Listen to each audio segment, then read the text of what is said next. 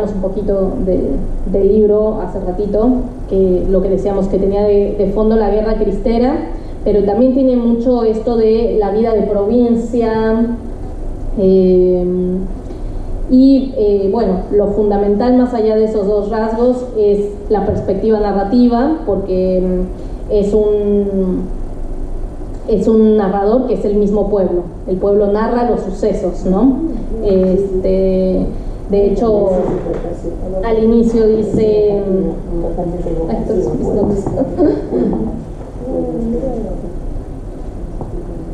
Sí. Aquí estoy, sentado sobre esta piedra aparente. Solo mi memoria sabe lo que encierra. La veo y me recuerdo, y como el agua va al agua, así yo, melancólico, vengo a encontrarme en su imagen cubierta por el polvo, rodeada por las hierbas, encerrada en sí misma y condenada a la memoria y a su variado espejo. La veo, me veo y me transfiguro en multitud de colores y de tiempos. Estoy y estuve en muchos ojos. Yo solo soy memoria y la memoria que de mí se tenga.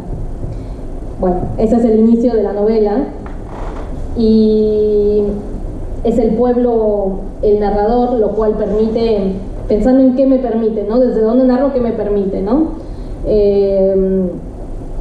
Poner un poco de distancia, pero también es un pueblo que ha visto pasar todo, ¿no? Y también es un pueblo que mira cómo la historia muchas veces se repite, que a veces eso está un poco en esta idea de tiempo de Garro, ese ciclismo, ese tiempo cíclico, donde parece que a veces los personajes están encerrados, ¿no? Viviendo una y otra vez lo mismo a lo largo de la historia, y quién, sino el territorio, puede presenciar ese paso o esa historia humana, ¿no? Y como pudieron escuchar, ahí ya está el lenguaje poético, que es otra de las características de toda su obra, de su narrativa, de su teatro, de todo. Y bueno, básicamente es la historia del pueblo de Ixtepec, acosada por un general que puede conquistar todo un pueblo, pero no puede conquistar a la mujer que ama. Y ahí eso es la perdición del personaje, pero la perdición del pueblo también, ¿no? Porque es todo lo que es capaz de hacer un hombre cuando no es correspondido, ¿no? Que eso lo vemos hoy en día, ¿no? Muchas situaciones donde por no aceptar se terminan cometiendo cosas terribles solo por no decir, bueno, esta persona no me quiere. Y bueno, ahí está eso, es una historia de amor, es una historia de desamor, es una historia que también habla de traición. Hay una cuestión de la traición en la obra de Garro que es interesante, porque después ella va a ser acusada de traidora, pero que ya viene desde antes, ¿no? Este libro se publica lo escribe en el 52, se publica en el 63. Por este libro gana ella el premio Javier Villaurrutia, que es un premio de escritores para escritores muy importante en México. Y bueno, esa es la segunda parte. El personaje de Isabel es muy complejo. Sí. Y bueno, también la acusan de traición, ¿no? Sí, tal cual. Este libro se consigue acá en Argentina. Hay otros que cuesta trabajo, pero ese sí se consigue. El de Memorias de España, del que hice alusión, se encuentra en internet y hay un ejemplar en la Biblioteca Nacional Mariano Moreno. Pero se consigue, que es el ejemplar que tú tenías, ¿no? Sí, el de la Jaguara, está por allá. Sí. Y es una novela, como se trata. Sí, está muy lindo y tiene comentarios de varios autores argentinos y de distintos países de Latinoamérica. Está comentada la lectura. Así que bueno, cuando regresan a México es cuando también ella empieza su activismo como más ferviente con los campesinos, en defensa de las tierras de los campesinos indígenas y demás. No me voy a detener mucho porque si no, no llegamos al 68. Nunca vamos a llegar al 68. Ya en los años 50, ella... Había un proyecto en México que se llamaba Poesía en Voz Alta, que un poco encabezaba Paz con otros escritores mexicanos, y tenía la finalidad de poder dar una dimensión poética al teatro. Y ahí a ella le proponen escribir algunas obras de teatro, ella escribe varias y de ahí sale la obra, digamos, una obra de teatro que va a ser muy importante para toda la dramaturgia en México, que es un libro que se llama, una obra que se llama Un hogar sólido, perdón. Un hogar sólido. Y es interesante, no es spoiler, después ya si gusta leerlo, ese libro no se consigue, pero salió en la antología de literatura fantástica que editaron Bioy y Borges. Ahí está que todos lo tenemos, pero no nos dimos cuenta que ahí estaba Garro. No sé si en la primera edición o en la segunda o algo así, pero ahí está Garro. Está un hogar sólido. Y es muy interesante porque es como una familia que está en una cripta. Es como la cripta familiar y la obra transcurre ahí en la cripta familiar. Como que va a llegar un nuevo miembro y bueno, ahí todo transcurre. Es una obra que habla como de la muerte y otras cosas. Muy bueno, con frases, como digo, muy, muy poéticas, como ella tiene. Así que, bueno, ese es el paso por el teatro, y solo quería leer una breve cita de ese libro, de Un hogar sólido. Si pudiera encontrar la araña que vivió en mi casa, con su hilo invisible que une la flor a la luz, la manzana al perfume, la mujer al hombre, cosería amorosos párpados a estos ojos que me miran, y esta casa entraría en el orden solar. Cada balcón sería una patria diferente, sus muebles florecerían, de sus copas brotarían surtidores, de las sábanas, alfombras mágicas para viajar al sueño, de las manos de mis niños, castillos, banderas y batallas, pero no encontré el hilo, Muni. Así que bueno, más allá de que no se entienda, es es como muy, muy poético. No sé si vos querés mencionar algo de tu línea de o algo.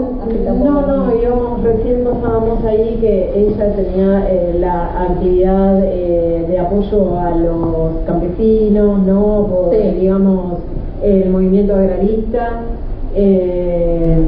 Y bueno, lo de Un hogar sólido que ya lo dijiste, de 1953 a 1957, todo lo que le fueron publicando de obra de teatro, porque todavía a esa altura no había publicado narrativa.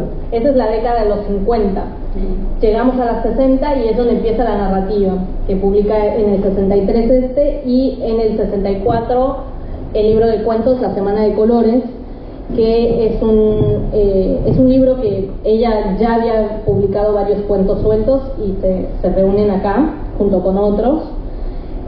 Bueno, como dije, este libro es el que hace un poco que se diga que es la precursora del realismo mágico, sobre todo por cómo resuelve algunas situaciones que parecen como inverosímiles, pero que también recrean mucho como las creencias populares, ¿no?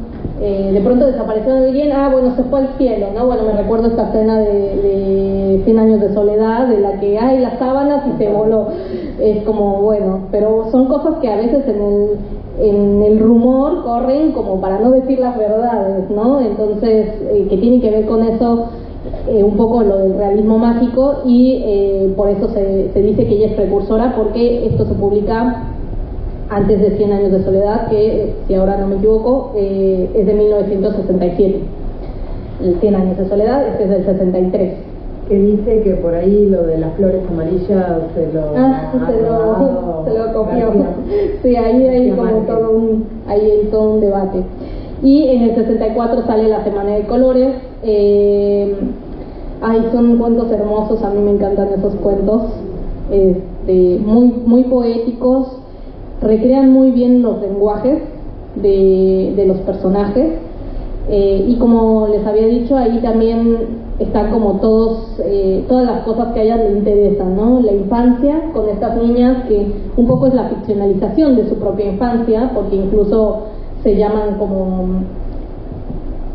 está Eva, que es un poco la que hace alusión a su hermana Deva, sale una que se llama Estrellita. Y bueno, ella como se ficcionaliza muchas veces en sus libros, es con el nombre de Lelinka, que Lelinka aquí sale como niña y acá sale como mujer, madre. Entonces hay una recurrencia también de los personajes.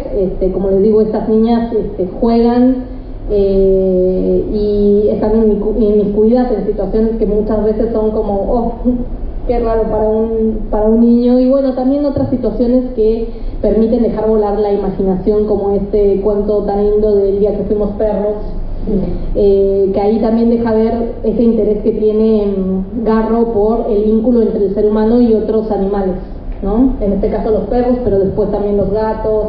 Pero también en este cuento me parece que es muy acertada la apuesta de ella de tomar el punto de vista de los niños para narrar un asesinato ahí en plena calle, ¿no? Y entonces uno ve como lector adulto, ve la desprotección de esos niños en esa escena, pero está narrada desde el punto de vista de las niñas que se están haciendo pasar por perros, se están pasando un día como si fueran perritos. Entonces todo tiene una mirada extraña, me parece una apuesta muy acertada en la elección del narrador. Totalmente. Y así como está eso de, bueno, el asesinato, está esto otro de la venganza con mi hermana porque sucedió X situación, no quiero spoilear, y bueno, situaciones donde se compromete, por ejemplo, la salud física de la otra hermana, o también el intercambio entre las empleadas domésticas y las niñas, que los padres de Garro muchas veces la dejaban a los cuidados de los empleados domésticos, y en este caso también tenemos situaciones donde hay mucha interacción de la niña de las niñas con las empleadas domésticas, y bueno, ahí hay situaciones que de pronto se dan en el sentido de decir mentiras que incluso pueden comprometer el patrimonio familiar. Bueno, no, es que no quiero contar tanto por si alguna vez lo leen, no quiero spoilear. Así que bueno, esos relatos donde salen las niñas son geniales. Después, ahí está el cuento más famoso de Garro, digamos, uno de los más representativos para la cuentística mexicana, que es La culpa es de los tlaxcaltecas, que es un cuento muy complejo y muy interesante, donde básicamente es una mujer que se debate en dos épocas, la época prehispánica y la época en el siglo XX, y donde en el siglo XX está casado con tiene un marido que es burgués y bueno, ya criollo, etcétera, y en el siglo XVI tiene un esposo azteca. Ahí está el tema de la traición nuevamente. Perdón, que porque estaba conectando con el cuento de Cortázar, Una noche boca arriba, y bueno, entendieron que también está la cultura azteca, ¿no? Entonces es como que yo le encuentro puntos en común con el cuento de Cortázar, obviamente muy adelante en el tiempo, ¿no? Claro, sí. Así que si pueden, léanlo, es genial este cuento de los tlaxcaltecas. Además hace alusión a un dicho popular mexicano, que es que los tlaxcaltecas son traidores. Por eso digo, el tema de la traición sale varias veces. El tema central de La culpa es de los tlaxcaltecas es la traición, y se llama así porque esta creencia popular de que los tlaxcaltecas son traidores tiene que ver con que cuando se realizó la conquista del territorio que hoy es México, los tlaxcaltecas se aliaron a los españoles para derrotar a los aztecas. Claro, desde ese punto de vista, sí, traidores, bueno, pero en ese momento no había México, no existía ese país, y estamos hablando de que había conflictos políticos entre las distintas comunidades, y los aztecas, los mexicas, tenían bastante poder y ejercían ese poder hacia otras comunidades. Una de esas son las tlaxcaltecas. Entonces, claro, en ese momento nosotros queremos derrotar el más poderoso, y para ellos el más poderoso eran los aztecas. Entonces varios se aliaron con los españoles para poder derrotar a los aztecas. exactamente. Se dieron con el verdugo. Tal cual. Se dieron con el verdugo para salvarse, ¿no? Tal cual. Sí, tal cual. En ese momento para ellos es como, bueno, estos son 10 personas y estos son todo el Imperio Azteca, bueno, vamos contra el Imperio Azteca. Pero bueno, después pasaron cosas. También había una Malinche. También estaba la Malinche. Bueno, acá también se retoma un poco esa figura de la Malinche porque hay un personaje que un poco es como que la traidora de traición hacia el marido azteca con el marido burgués del siglo XX. O sea, en este cuento se hace alusión a ese mito de la Malinche, bueno, a esa concepción en realidad que se tiene de la Malinche como traicionera, ¿no? Que es esta mujer que en teoría, bueno, que sirvió a los españoles de traductora para poder justamente ayudarles a que hicieran la colonización del territorio que hoy es México, ¿no? Esas dos cosas, esas dos concepciones se utilizan mucho en México así nomás. De hecho existe el término malinchista, que significa cuando vos preferís algo que externo, o sea, como, soy mexicano, pero me preferiría ser europeo porque México apesta. Bueno, eso sería una actitud que se denomina malinchista. O prefieres, no sé, al extranjero que llega que al mexicano que está ahí, ¿no? Pero bueno, hoy en día evidentemente hay una lectura como mucho más grande, tanto de lo de los tlaxcaltecas como de la Malinche. Porque en realidad la Malinche es una mujer que venía de un pueblito, de una comunidad que era sometida de los sometidos y que fue vendida y que fue explotada y demás. Y bueno, ella también quería salvar el pellejo, y para ella daba lo mismo en realidad, porque no importaba con quién estuviera, igual estaba sometida. Claro. No es como, bueno, me voy a leer los aztecas también, incluso ella tenía a los mexicas que habían atacado a su comunidad, matado a gente cercana. Bueno, obviamente desde la ficción siempre pierde un poco, pero si les interesa hay una serie. Margot Glantz también se ocupa, sí, y tiene una conferencia muy interesante, escuché yo, de Margot Glantz. Sí, Margot Glantz tiene textos que reivindican la figura de la Malinche, y después hay una serie que se puede ver creo que en Amazon Prime, que se llama creo que Malinche, del Canal 11, porque hay dos y hay una que es del Canal 11 que está buena como para entender el contexto. Pero bueno, ahí como que ella juega un montón con esos mitos de toda la conquista, etcétera, y va trabajando con ellos. Al final reivindica un poco a su personaje principal, no diré más. Bueno, básicamente esos son los años, eso es en los años 60, ya casi llegamos al parteaguas, pero bueno, estalla todo Elena Garro porque es como que en los 50 Un Hogar Sólido la nombra como la mejor obra del año, con esto gana el premio Villaurrutia. O sea, su carrera como escritora realmente estaba en ascenso, muy importante. Y bueno, llega el 1968 que es muy largo para contar y no voy a contar todo porque es sumamente complejo y enredado y demás.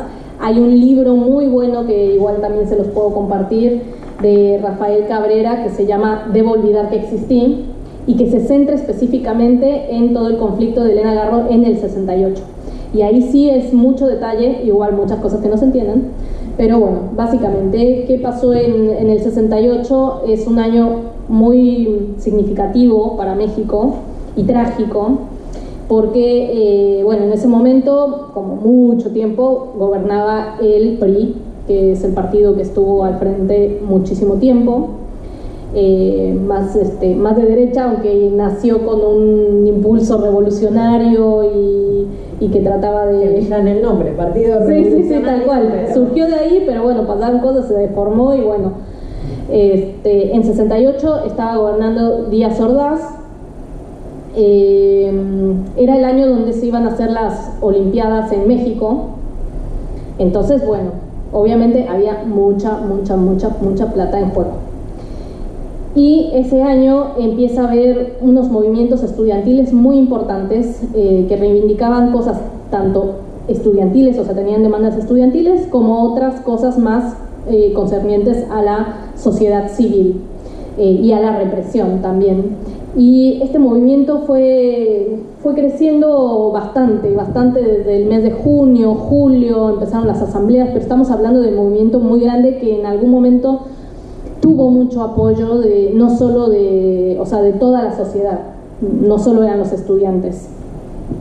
Y bueno, básicamente, para no serlo largo, hubo varios momentos medio represivos, pero el más significativo fue el 2 de octubre de 1968, que nosotros tenemos la frase 2 de octubre no se olvida, y es porque ese día iba a haber un mitin muy importante en la plaza de Tlatelolco, en una zona cercana al centro de la Ciudad de México, y bueno, hubo una represión muy grande, donde básicamente mataron a muchísimos estudiantes. Hoy en día no se tiene como exacta la cuenta, los números oficiales son irrisorios en comparación a lo que se sabe que realmente sucedió. Entonces, bueno, es un momento tristísimo de la historia, porque aparte había, o sea, estudiantes no solo universitarios, habían estudiantes de la prepa, o sea, gente menor de edad, y además, bueno, gente que iba con sus hermanitos, bueno, no, nada. Si un día quieren sufrir, hay una película que pasan todos los de octubre, que se llama Rojo Amanecer, que es muy interesante porque muestran todo desde un departamento en Tlatelolco, como todo lo que surge afuera, pero lo único que se ve es lo que está adentro, no es como que te muestran lo que pasaba en la plaza, etcétera, y es como la historia de una familia. Y todo ocurre ahí, entonces es interesante como esa perspectiva narrativa, pero bueno, es fuerte. ¿Qué opinas del libro de Poniatowska, La noche de Tlatelolco? Y está el libro de Elena Poniatowska que se llama La noche de Tlatelolco. Es un libro también fuerte, es un libro excelente, es un libro que es muy interesante, obviamente en cuanto a su información que puede proporcionar como periodista, pero bueno, ella lo que hizo es entrevistar a mucha gente, y en lugar de decir, bueno, voy a escribir la historia de lo que sucedió en Tlatelolco, lo que hace es poner los testimonios, y obviamente le da un orden, como que uno va leyendo los testimonios, es como, bueno, narran las asambleas, narran los momentos en que iban a las plazas, narran la represión, es como si ella fuera armando toda una secuencia cronológica, pero no narrada por ella, sino todo con testimonios de distintas personas a las que entrevistó. Una frase de una señora que está haciendo los mandados, alguien que habla del hijo, que yo no quiero que se meta en las marchas, otro que es, de gendarme, no, bueno, policía, sí. Soldado, está muy interesante. Sí, de hecho, haciendo un link, es algo similar a lo que hizo John Gibler en un libro que trata de reconstruir lo sucedido con la desaparición de los 43 estudiantes de Ayotzinapa Guerrero en 2014. Desaparecieron y bueno, era como no puedo entender lo que sucede, va, entrevista a un montón de gente y bueno, lo que hace es, en lugar de narrarlo, va poniendo también los testimonios, algo similar a lo que hace Poniatowska. El libro de Poniatowska me parece que se consigue, y si no está en internet.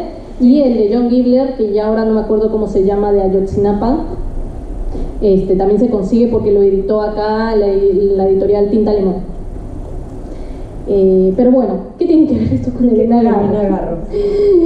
Bueno, imagínense que esa tragedia nacional estaba ocurriendo, no había lugar en donde no se hablara de Tlatelolco, del asesinato de los estudiantes, que claramente el asesinato de los estudiantes, la responsabilidad era la del Estado. Era el Estado. Pero ¿qué sucede?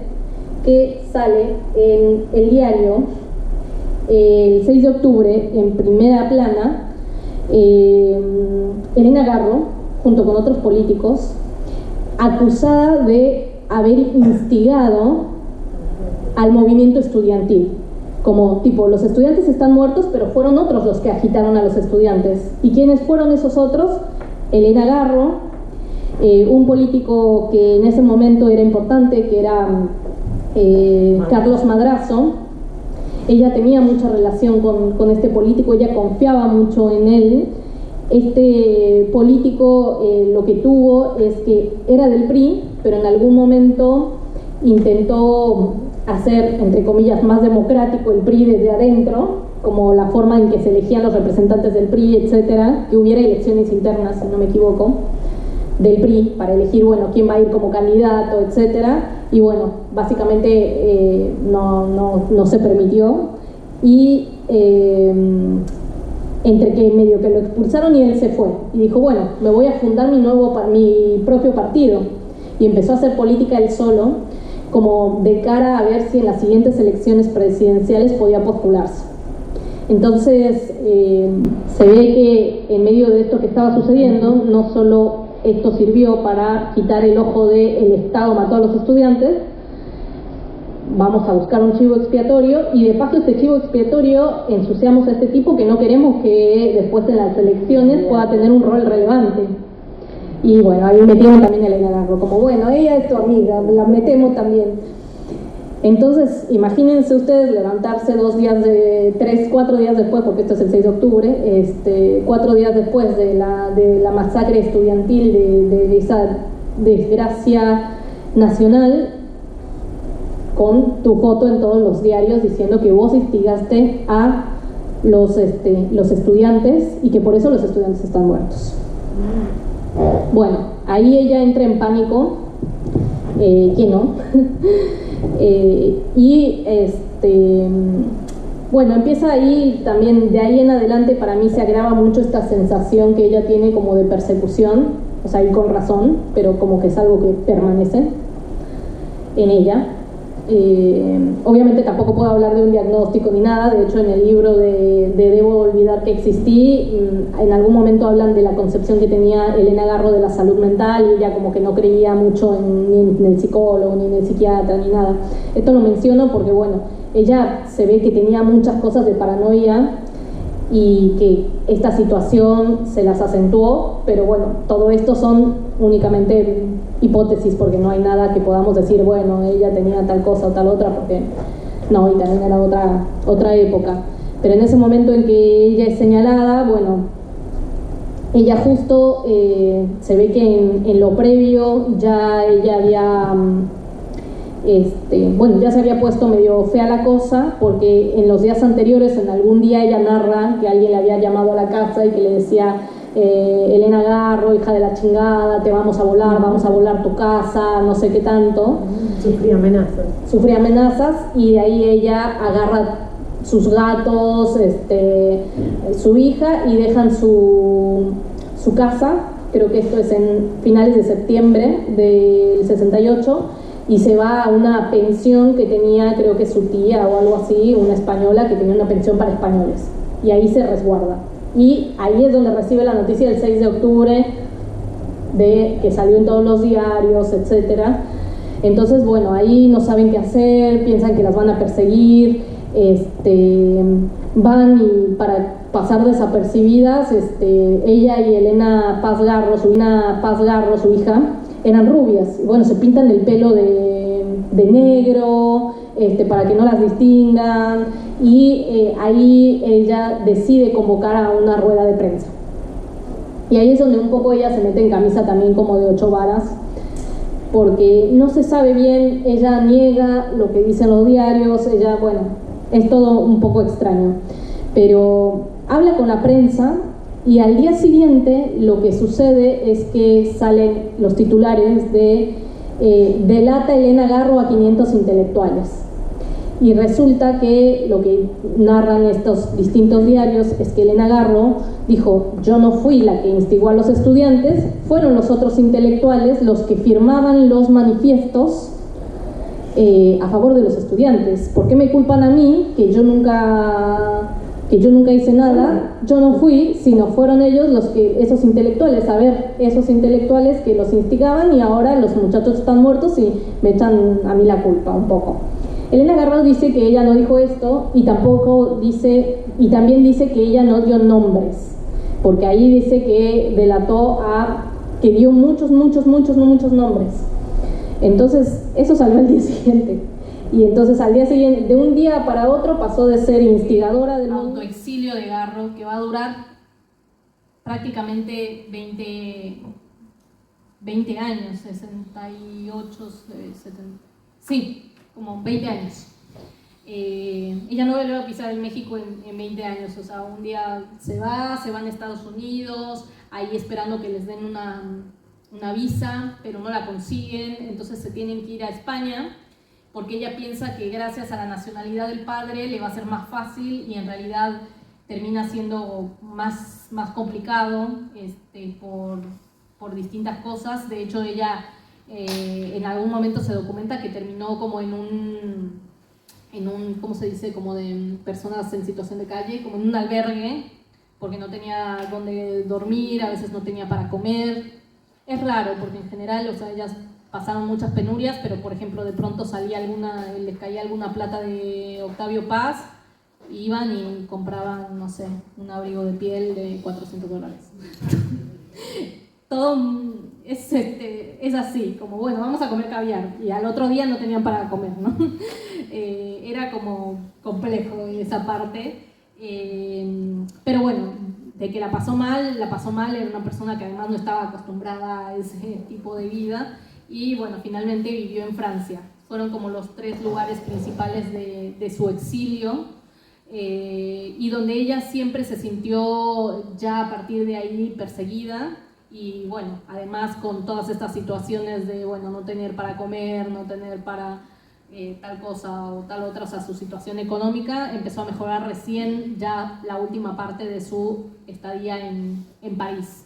Porque encima ella, hay un hueco enorme del 60 al 80 por lo mismo. O sea, después de que ocurre lo del 68, Elena Garro deja de ser publicada en México, nadie la quería publicar, ni leer. Hasta el año 80, cuando... Sí, es en el 80, ¿no?, que publica este libro. Sí, es que vuelve a escena muchos años después, que es Andamos huyendo Lola, que es un libro de cuentos, aunque hay quien dice que es una novela fragmentaria, y donde vemos básicamente a una madre y una hija huyendo en distintos lugares, en Nueva York, en España, en Estados Unidos, en Francia, pasando mucha escasez, y todo el tiempo también. ¿Por qué se llama Andamos huyendo? Porque todo el tiempo bajo el entendido que están perseguidas. Si ustedes leen y luego leen esto, van a decir, no es la misma persona. No. Porque esta forma de escribir es muy distinta. De hecho, a mucha gente como que, bueno, mismo nosotros que lo leímos en el taller, muchas personas no les gustó, es como que no me gusta, no se entiende nada, aparecen muchos personajes. Ya no tiene tanta poesía. No, y no se entiende por qué alguien hace esto y de dónde salió el otro, y de pronto solo están huyendo y nada tiene sentido. Y ese es el tema acá, y yo como lo que rescato mucho para explicar este libro es un término de Ricardo Piglia, que él habla de una ficción paranoica, que tiene que ver con un yo atravesado por esas ideas de conspiracionistas, esas ideas de persecución, y donde muchas veces tampoco hay claridad, porque podemos tener una idea de persecución, como, pasó esto, entonces me está persiguiendo esta persona por A, B, C motivo, y yo estoy huyendo. Acá, esta mente paranoica todo lugar es peligroso, toda persona es peligrosa, y no se sabe exactamente por qué. Y de ahí el sinsentido de muchas cosas. Es como que de pronto está un personaje y dice, me miró, entonces yo creo que me quiere matar. Y es como, ¿de dónde surgió esa conclusión? Bueno, tiene que ver con eso, con la creación del otro como siempre un potencial agresor, persecutor. También hay un contexto histórico para eso, porque también estamos hablando de la época de la Guerra Fría, sí, el macartismo, también está, por ejemplo, algunos de los personajes que siente como enemigos, dice, bueno, me parece que es ruso, me parece que es de la KGB, ¿no? Sí. Ese tipo de cosas que también tiene que ver con el contexto histórico tal como estaba en Los recuerdos del porvenir, en otra época, y bueno, acá estamos en los 80, y tiene que ver eso también, ¿no? Más allá de su propia paranoia. Totalmente, que tiene que ver con en qué contexto pongo, por ejemplo, en qué contexto pongo mis personajes ahí, en la cristera. Acá, ¿dónde pongo mi paranoia? Bueno, en medio de esto, ¿no? Y estar, lo que le pasó a ella, estar en Estados Unidos sin papeles, tener que buscar justamente la visa y después tener que irse a España, y bueno, tiene que ver también con la realidad de ella. Sí, de hecho, en cuanto a lo que mencionas del contexto, de ahí en adelante la presencia de lo ruso aparece, como vieron, como, este es ruso, ¿por qué mintió y dijo que era de otro lugar? Este libro, que ya es de las últimas obras, que se llama Un corazón en un bote de basura, ese está también en la Biblioteca Nacional. También hay una cuestión ahí como de que salen unos rusos, pero nunca se termina de entender si realmente esos rusos hacen algo o no, porque no se termina de entender nada de lo que está pasando. O sea, hay cosas que se intuyen, por ejemplo acá, que hay una persecución política, pero realmente no se termina de entender, por un lado, que es esa paranoia que tiene que ver con este contexto que vos decís, y también con el contexto migratorio. Creo que este es un libro que habla mucho de la situación de las personas que no tienen documentación. De hecho, ella en una entrevista le llega a decir a una académica: me convertí en no persona. Dice, bueno, ¿y qué es una no persona? Y una no persona somos estas personas que por no tener papeles nos denigran, no tienes derecho a trabajo, no tienes derecho a casa, no tienes derecho a... Somos las no personas, pero somos muchas las no personas, también dice, ¿no?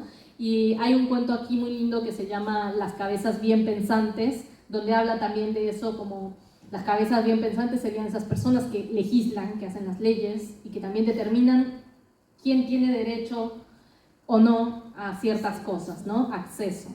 Entonces, es un libro que es como que no se entiende nada, pero bueno, también tiene que ver como desde ese lugar, y para mí es como llevar la paranoia al extremo, ¿no? De estos personajes que están totalmente así, en una situación de amenaza. De hecho, ahí no en todo el libro, sino en el cuento que da nombre al libro, que es Andamos Tuyendo Lola, que es un cuento largo, solo en ese cuento la palabra peligro y todos los derivados, peligro, peligroso, etcétera, aparece 15 veces. La palabra amenaza, espiar y sus derivados 10 veces. Y la palabra miedo aparece 46 veces. Miedo, miedo, miedo, miedo, miedo, ¿no? Entonces, bueno, es un libro que... como por ahí falta un poquito de ese contexto para entender de dónde surge, pero bueno, con esto un poco ella regresa al panorama, y después de eso publica algunos otros libros, Testimonios para Mariana, que acá lo tenemos, Reencuentro de personajes, Matarazzo no llamó, que ese se encuentra acá, Memorias de España, que ya hablamos de él, pero bueno, todos estos libros que fui mencionando son libros que ella empezó a trabajar mucho tiempo antes. Por ejemplo, Testimonios sobre Mariana lo empezó en los años 60, de hecho publicó un fragmento en una revista, lo escribió durante los 60, lo corrigió en los 70 y lo publicó en el 81. Entonces tenía procesos larguísimos de escritura. Ya para ir cerrando, finalmente después de esos 20 años de exilio, la comunidad dramatúrgica de México dice, bueno, tendríamos que darle una vuelta de tuerca al tema de Garro y que ella pueda volver. Vuelve para unas conferencias y finalmente en el año, no sé, ya somos en el 93 o en el 92, se gesta su regreso definitivo a México. Pero bueno, ya es la última etapa de su vida, porque ella fallece en el 98, ¿no? Así que ahí, bueno, todavía publica algunos libros y bueno, es una etapa en donde también igual estuvo muy marcada por la situación económica, igual tenía casa, pero bueno, vivía muy aislada y con su hija, que también era, no sé, tenía varios problemas ahí como de adicciones. Hay un documental que también se encuentra que se llama La Cuarta Casa, que la entrevistan mucho, la entrevistan en esa casa, donde fue la última donde vivió, y bueno, sale Elena Paz Garro también en algunas condiciones no tan favorables. Sí. Bueno, pero se ve que esa etapa fue compleja para ellas también. Y bueno, ella dijo, a mí me ha salido todo al revés, así que se ve, sí, del 68 fue complejo. Ella dice, yo no quería irme de México, pero bueno, pasó todo eso.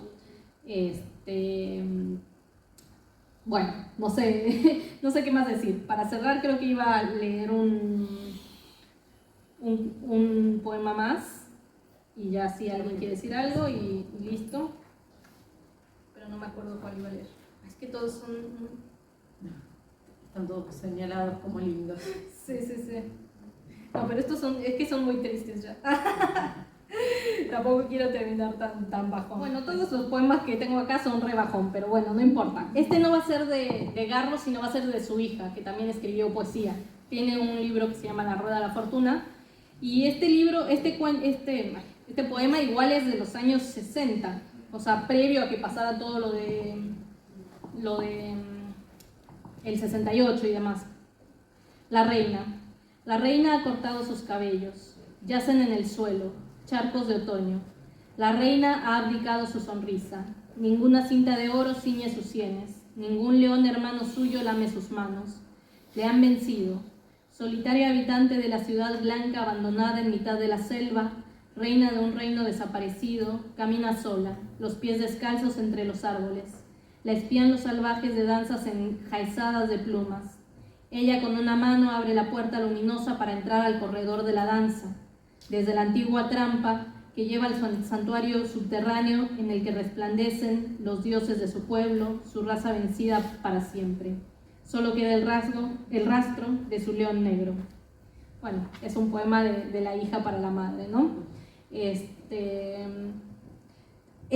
Todo el final es como medio triste de Garro, pero dejó una gran obra, y lo lindo es que ahora se está leyendo muchísimo, se está editando muchísimo.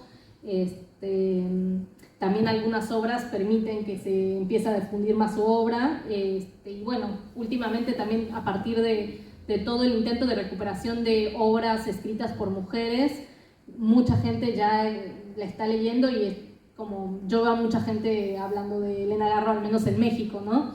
Que era algo que no se hacía. Yo no leía a Elena Garro en la universidad, estudié letras. No la leí. Porque es lo que dice Yasmina Barrero, que estudió letras en la UNAM, en la misma universidad donde fue Elena Garro, en México, y no vieron la obra de Elena Garro. Yo estudié en la misma universidad y tampoco, y no la leímos. Leímos muy pocas mujeres, tal vez castellanos, tal vez Amparo Dávila, pero fuera de eso prácticamente nada. O sea, y es tremendo esto, y nada, era como, si acaso la conocías era por ser la esposa de Paz, y yo ni siquiera, así que, porque al que conocías era Paz. Así que eso es lindo, como poder ahora estar rodeado de libros de Elena Garro.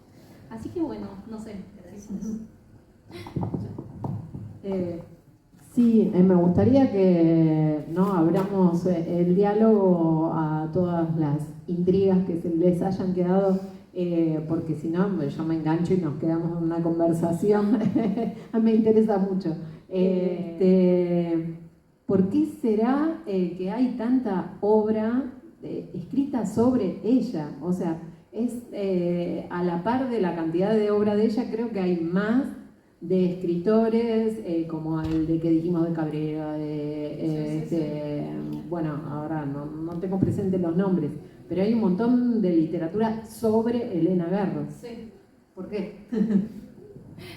Además de que ser extraordinaria escritora, bueno, el de Cabrera está centrado más que como escritora en qué pasó en el 68. Tiene que ver con también su vida, que obviamente no es que a partir de la vida necesariamente entiendas la obra de un escritor, pero bueno, resulta muy interesante. Vieron todo lo que fuimos pasando, que no sé, que fue coreógrafa, que se fue a España, que pasó lo del 68, y que también permite entender procesos. O sea, No, el libro de Cabrera de qué pasó en el 68 no solo es qué pasó en el 68 con Elena Garro, sino también habla de una discusión en ese momento en los intelectuales, en la política mexicana, como que te permite también ampliar, obviamente dependiendo de la arista en la que se tome.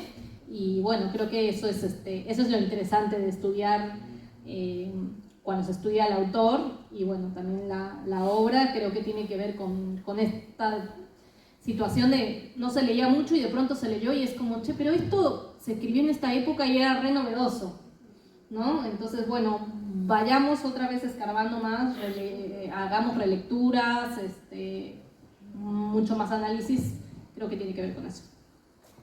No, se quedaron anonadadas. Me quedó flotando esto, ¿no? Vos decías de su realidad económica con respecto a estrechez extrema, como haber estado en un albergue. Y en la edición de sus libros, ¿no le proporcionaba un pasar económico más o menos considerable? No.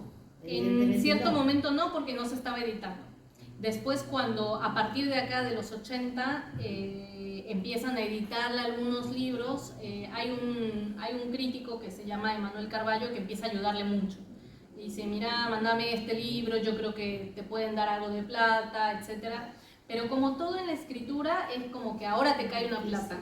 Y bueno, después otra vez. Y encima así, cuando le caía era como, listo, vamos, porque ella le gustaba vestir también bien, o sea, es una autora que vestía ropa de diseñador, de autor, de hecho, una cosa que narran es que cuando iban a ver a los campesinos, etcétera, ella se iba así con el collar de perlas, que no sé qué, que en una de esas Poniatowska le dijo, oye, pero ¿no te parece medio desubicado que vayas así?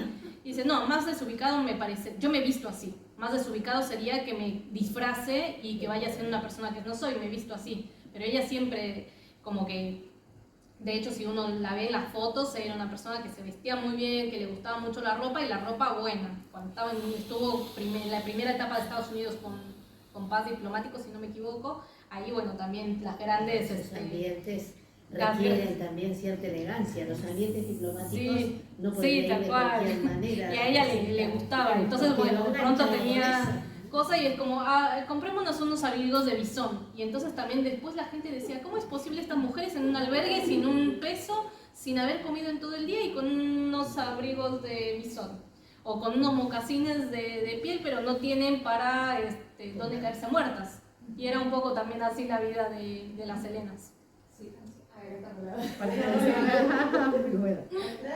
bueno, que sin embargo, la contradicción de que aún con esas cosas que se pueden considerar frívolas en la apariencia y todo, como que no perdía la sensibilidad para escribir, como por ejemplo yo estoy leyendo, que ahí me pasó de Lola, y es como describe la indigencia y la pobreza y todo lo que pasa a ese niño que escapa de sus padres, con una sensibilidad y con ciertas frases que estábamos hablando, que quedan esas frases que te quedan resonando adentro.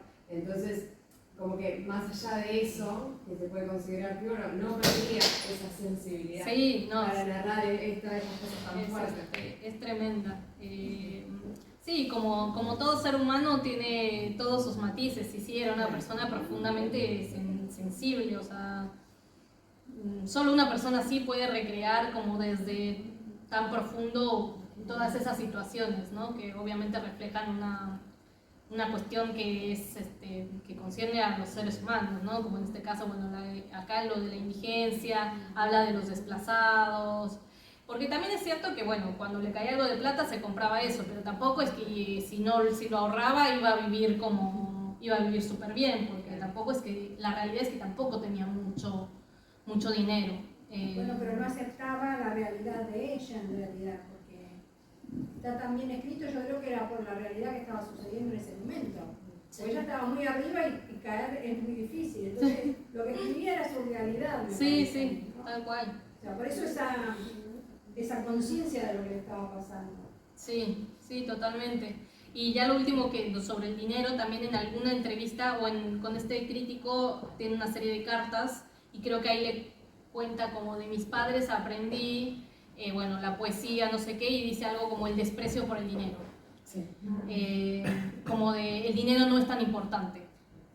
Entonces tampoco me voy a poner a ahorrar cada centavo, pero bueno, después. Claro, después pasaba nada. Sí.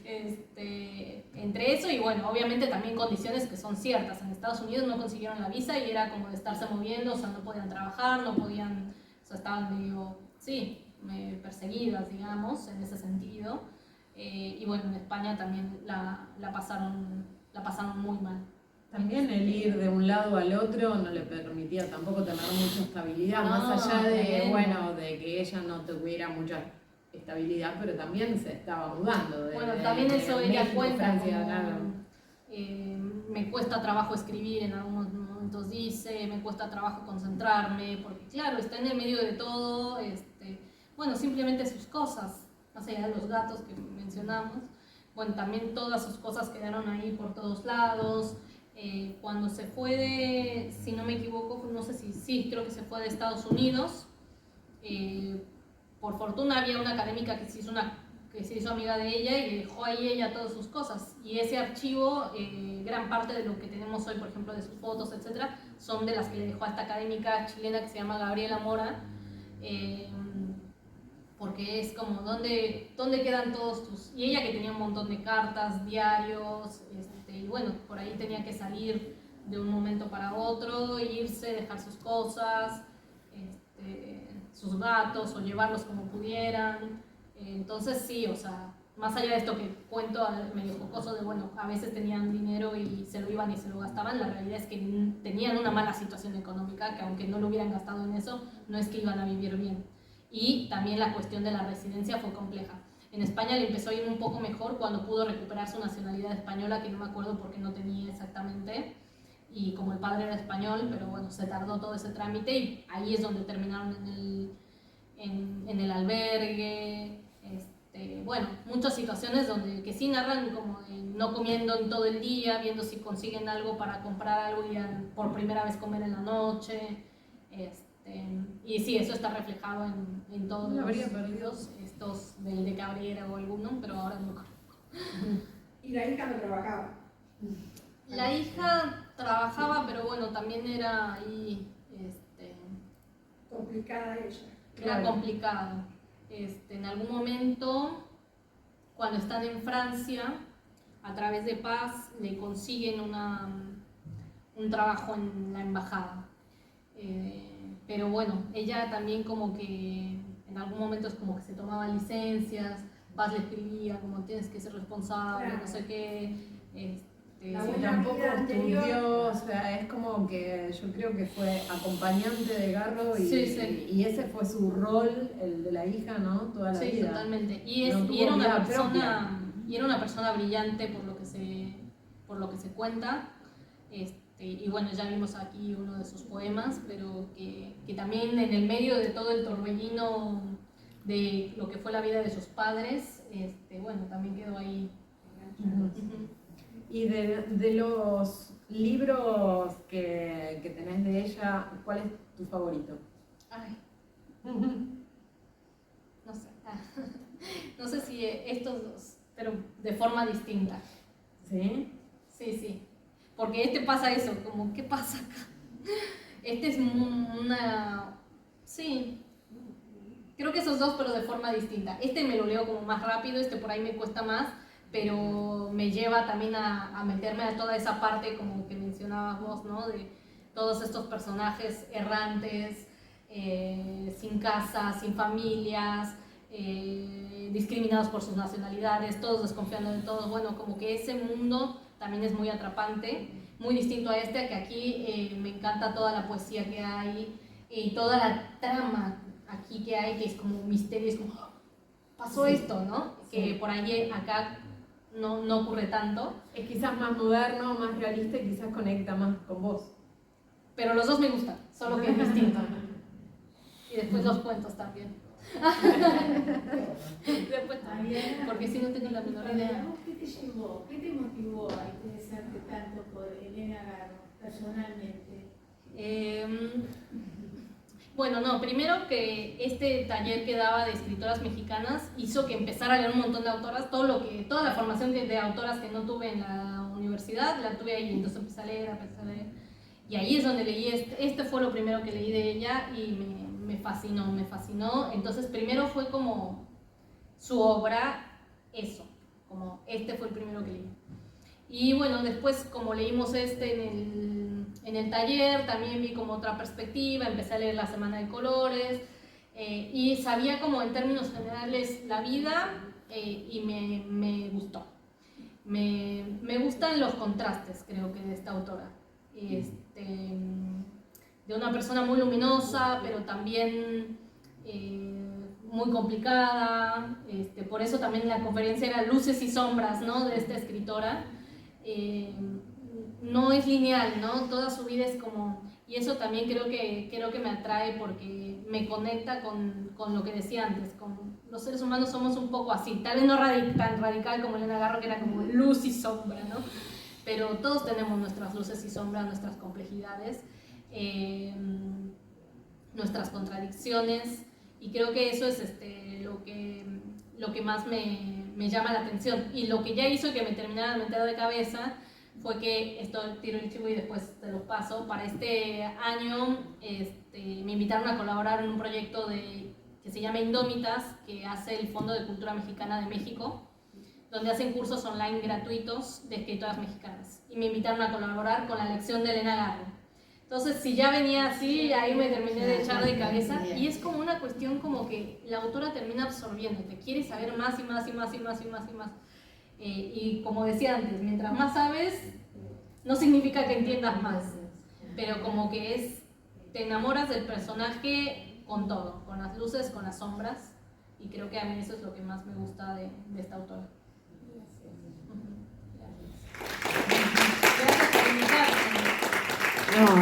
Gracias a los chicos que se quedaron ahí todo este tiempo. Sí, gracias, por el espacio. Y gracias a vos. A la Secretaría de Cultura, a Guido, los chicos no me acuerdo el nombre, pero gracias por ayudarnos y bueno, y a la gente que a pesar de la lluvia se hizo presente, el presente doble le ponemos, doble presente por haber estado a pesar de la lluvia.